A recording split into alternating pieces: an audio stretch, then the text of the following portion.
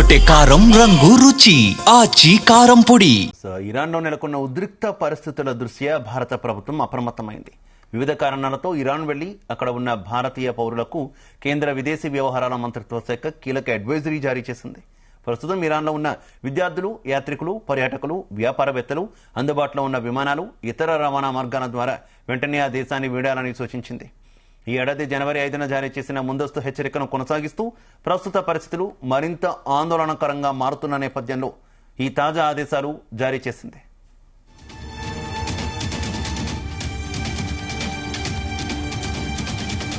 ఇదే విషయానికి సంబంధించి మరింత సమాచారం మా కరెస్పాండెంట్ శ్రీచరణ్ అందిస్తారు. శ్రీచరణ్.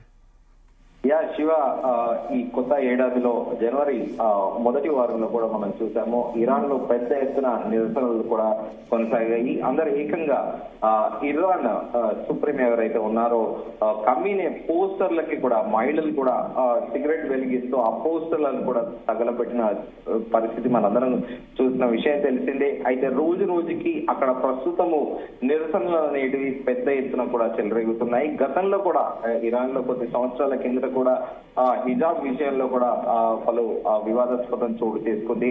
అక్కడ లోకలైట్స్ ఎవరైతే యంగ్స్టర్స్ ప్రత్యేకంగా హిజాబ్ వేసుకోకుండా మాకు స్వేచ్ఛ కావాలి అని కూడా రోడ్లపైకి వచ్చి ప్రొటెస్ట్ చేసిన విషయం తెలిసిందే. అయితే అప్పట్లో కూడా ఒక యువతి 18 ఏళ్ల యువతిని అక్కడ ప్రభుత్వం కొట్టి చంపిందని, ఎందుకంటే హిజాబ్ వేసుకోనని ఆ హిజాబ్ తీసి తన నిరసన వ్యక్తం చేసినందుకు తను తీవ్రంగా అక్కడ స్థానిక పోలీసులు ఇరానియన్ స్పెషల్ గార్డ్స్ తీవ్రంగా గాయపరిచారని కూడా ఇరాన్ ప్రభుత్వం పైన పెద్ద ఎత్తున ఆరోపణలు వెలువచ్చాయి. సో ప్రస్తుతము అక్కడ ఇరాన్ లో పరిస్థితి ఏంటి అంటే దారుణంగా ఇరాన్ కరెన్సీ అనేది పడిపోవడము, దీంతో పాటు అక్కడ ఉద్యోగ ఉపాధి అవకాశాలు లేకపోవడము, ఇవన్నీ కూడా అక్కడ స్థానికులను ఒక్కసారిగా కూడా రోడ్లపైకి వచ్చి పెద్ద ఎత్తున నిరసనలు తెలిపేందుకు కూడా ఇదొక కారణం కూడా దోహదంగా కూడా చెబుతున్నారు.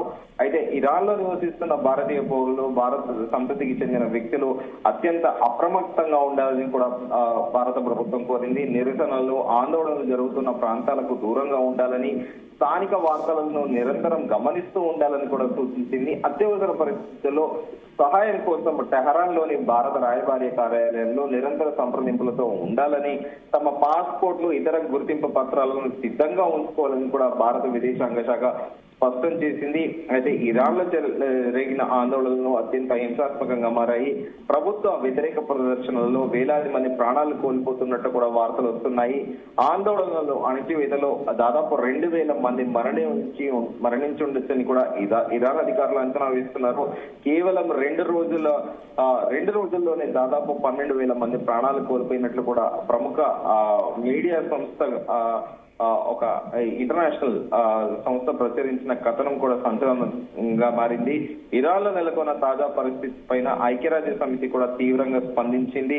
అయితే ప్రస్తుతము ఇరాన్ లో ఒక యుద్ధ వాతావరణం నెలకొంది అని కూడా చెప్పుకోవాలి. ప్రత్యేకంగా మరోవైపు ఏమో అమెరికా ఎప్పుడు దాడి చేస్తుందా ఇరాన్ పైన అన్నట్టు కూడా యావత్ ప్రపంచం అంతా కూడా కాస్త భయాందోళనలో ఉన్నారు. ఎందుకంటే డొనాల్డ్ ట్రంప్ కూడా అమెరికా అధ్యక్షుడు కొద్ది రోజుల కిందట తన ఎక్స్ లో కూడా పోస్ట్ పెట్టాడు.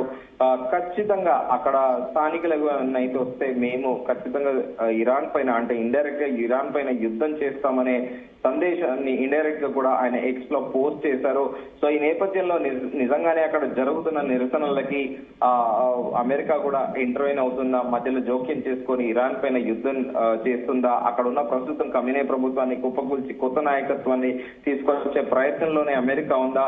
మరోవైపు అమెరికా పైన కూడా పలు ఆరోపణలు ఉన్నాయి. అక్కడ సిఐఏ ఏజెంట్లే ఇక్కడ ఈ స్థానికులతో నిరసనలకి వెనకాల ఉన్నది సిఐఏ అనే ఆరోపణలు కూడా అమెరికా పైన వస్తుంది. సో ప్రస్తుతం ఇరాన్ లో నెలకొన్న పరిస్థితుల దృష్ట్యా భారత ప్రభుత్వం కూడా అప్రమత్తమైంది. వివిధ కారణాలతో ఇరాన్ లో వెళ్లి అక్కడ ఉన్న భారతీయ పౌరులు, కేంద్ర విదేశీ వ్యవహారాల మంత్రిత్వ శాఖ కూడా కీలక అడ్వైజరీ జారీ చేసింది. ప్రస్తుతం ఇరాన్ లో ఉన్న విద్యార్థులు, యాత్రికులు, పర్యాటకులు, వ్యాపారవేత్తలు అందుబాటులో ఉన్న విమానాలు, ఇతర రవాణా మార్గాల ద్వారా వెంటనే ఆ దేశాన్ని వీడాలని కూడా సూచించింది.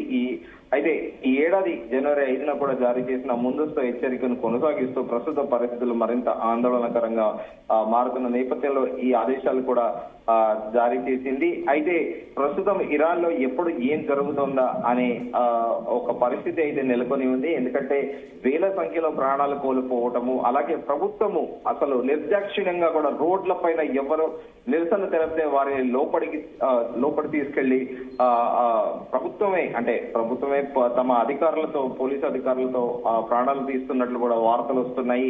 అక్కడ ఇంటర్నెట్ లేకపోవడం, ఇంటర్నెట్ ని కూడా నిలిపివేశారు. అయితే ప్రసార సాధనాలకు కూడా చాలా ఒక అడ్డంకిగా మారిందని చెప్పుకోవాలి. అక్కడ పరిస్థితులని ఇమీడియట్ గా రిపోర్ట్ చేయాలంటే కూడా లైవ్ లో చెప్పలేని పరిస్థితి కూడా ఇరాన్ లో నెలకొని ఉంది.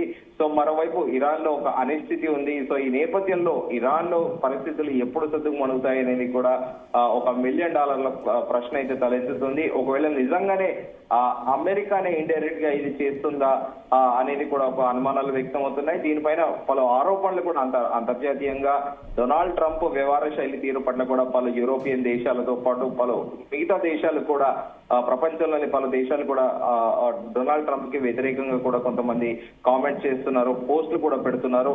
సో ఈ నేపథ్యంలో ఇరాన్ లో ఈ మతపరమైన ఏదైతే రెజీమ్ ఉందో, ఇది పాలన ఉందో, ఇది అక్కడ పోయి ఒక కొత్త నాయకుడిని అక్కడ నెలకొల్పాలనే ప్రయత్నం అమెరికా చేస్తుందనేది కూడా మరో ఆరోపణ ఉంది. సో ఈ నేపథ్యంలో భారత ప్రభుత్వం అయితే అక్కడ ఉన్న భారతీయులకి ప్రస్తుతము అక్కడ ఒక అలర్ట్ అయితే జారీ చేసింది. సో ఈ నేపథ్యంలో మరోవైపు ఏమో ఇరాన్ లో ఏ క్షణం ఏం జరుగుతుందో తెలియదన్న పరిస్థితి అయితే నెలకొని ఉంది. Shiva, right, okay, thank you.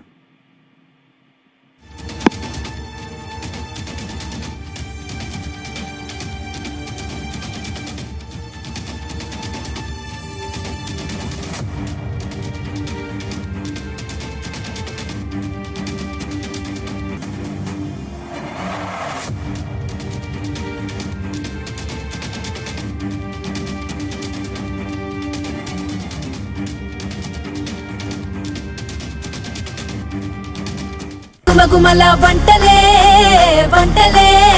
తెరకొట్టే కారం రంగు రుచి ఆచి కారం పొడి.